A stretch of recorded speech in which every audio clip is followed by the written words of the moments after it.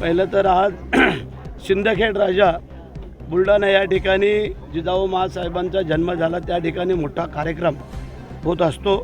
त्याच धर्तीवरती आम्हाला जेवढं शक्य आहे त्याप्रमाणे इथे पूर्वी पुण्यतिथीचा कार्यक्रम केला जायचा, आता आम्ही त्याचा जयंतीचाही कार्यक्रम सुरू केलेला आहे आणि त्या अनुषंगाने आज बऱ्यापैकी लोक जमा झालेले आहेत। मला समाधान वाटलं आहे की एवढी लोक शक्यतो कधी येत नसतात, परंतु हळूहळू लोकांप्रती जी काय आवड निर्माण होऊ लागलेली आहे या शिवशाहीबद्दल आणि म्हणून करता आज आम्ही जे काय शिवभक्त इथं आलेलो आहोत, जिजाऊ माँसाहेबांच्या समाधीच्या इथे सगळ्यांनी दर्शन घेतलेलं आहे। जे आता आपण प्रश्न विचारलेला आहे जिजाऊ माँसाहेबांच्या वाड्याच्या संदर्भात, पुरातत्व विभागाच्या माध्यमातून आम्ही सगळं हे त्यांच्या आधिपत्याखाली आपण आहोत आणि त्याप्रमाणेच आपल्याला काम करावं लागतं आहे।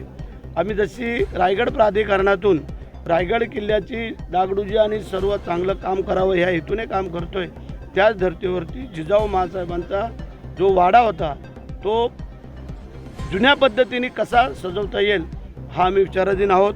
त्याच्याच बाजूला तिकडं शिवसृष्टीची आमची संकल्पना आहे, त्याला पैसे मंजूर केलेले आहेत, त्याला आणखीन पैसे घेऊन त्या कामाला आम्ही सुरुवात करतो आहे। परंतु वाड्याची डागडुजी आणि त्याला पूर्वपणे येण्यासाठी जो काय प्रयत्न होईल तो आम्ही करू।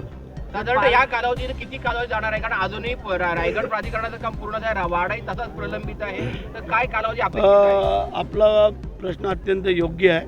ह्या धर्तीवरती एक मीटिंग होणं गरजेचं आहे की ह्या सगळ्या विभागातील वरिष्ठ अधिकारी आणि आम्ही एक मीटिंग करून तुम्हाला पूर्ण कल्पना त्याची देऊ इच्छितो। बरेचसे पालकमंत्री पदापर्यंत कधी निश्चित आणि तुमचं पालकमंत्री पद आता ज्या पवित्र ठिकाणी आपण सगळे जमा झालेलो आहोत ते योग्य निर्णय होईल असं आम्हाला दिसतं आहे। कारण समोर शिवाजी महाराजांची समाधी आहे, पाठीमागे जिजाऊ माँसाहेबांची समाधी आहे आणि मध्ये आपण आहोत, त्यामुळे रायगडला न्याय आणि हा दिला जाईल असं आम्हाला वाटतंय। शेवटचा राजकीय प्रश्न निघाला म्हणून सांगतो विचारतो की पालकमंत्रीपद म्हणजे मंत्रिमंडळ झालं, मंत्रिमंडळाचा विस्तार झाला, मंत्रिमंडळाची पदं वाटप झाले, मात्र पालकमंत्री पदाचं अजूनही वाटप होत नाही, नक्की घोडा अडलाय कुठे?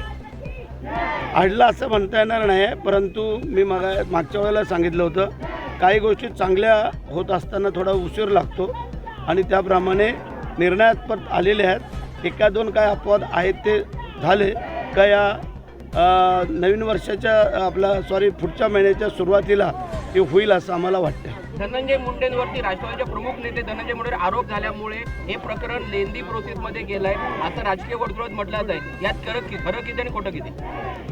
आता पोलीस, CID, SIT हे त्यांच्या चौकशा चालू आहेत, त्याच्यावरती आपल्याला पूर्ण कल्पना नसल्यामुळे काय बोलणं उचित ठरणार नाही। परंतु ज्या संतोष देशमुखांवरती जे निगृणपणाची त्यांची हत्या झालेली आहे त्यांच्या कुटुंबियांना जो न्याय पाहिजे तो मिळाला पाहिजे ह्या मताशी संपूर्ण महाराष्ट्र आहे आणि त्याच धर्तीवरती तपासणी सुरू आहे।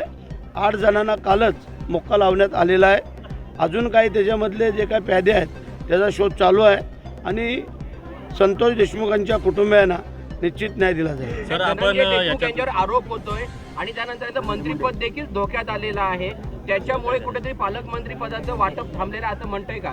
असं नाही वाटत की एखाद्या जिल्ह्याचा जर अपवाद सोडला तर बाकी काय कुठे काय अशा अडचणीचा भाग नाही आहे, त्याच्यामुळे ते कारण होऊ शकत नाही आहे।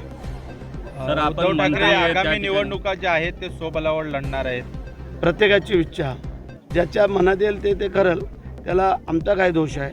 आम्ही महायुतीतनं लढायचं ठरवलेलं आहे। आपण सरकारमधील मंत्री आहात आणि ज्या पद्धतीनं लाडकी बहीण योजनेचे 2100 रुपये देतील असं सांगितलं होतं, मात्र आता त्यावर अनेक कडक असे निर्बंध लादलेले आहेत, काय सांगाल? 2100 रुपये महिला भगिनींना मिळतील? 1500 झाले, अजून आम्हाला कॅबिनेटमध्ये तो विषय पारित करायचा आहे, तो तसा झालेला नाही आहे आणि त्यासाठी की त्या विचाराधीन आहोत आम्ही।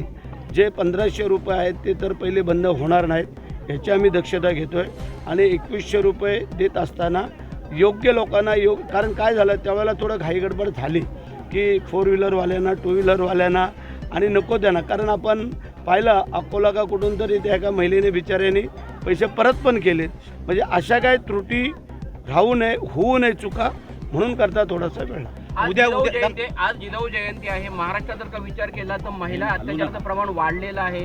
गेली 2.5 वर्ष देखील तुमचंच सरकार आहे आणि आता पुढे तुमचं सरकार आहे. तर कोणत्या परिस्थितीची उपाययोजना महिलाच्या सुरक्षेसाठी आपण करणार आहोत?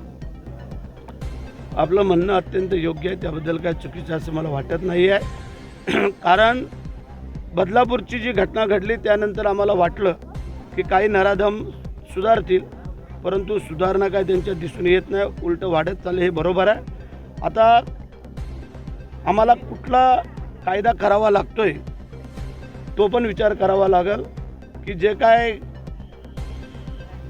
बाहेरच्या देशामध्ये ऑन द स्पॉट जो काय त्यांचा जय महाराष्ट्र केला जातो तसा एखादा कायदा आणावा काय हा आता आम्हाला विचार करावा लागेल.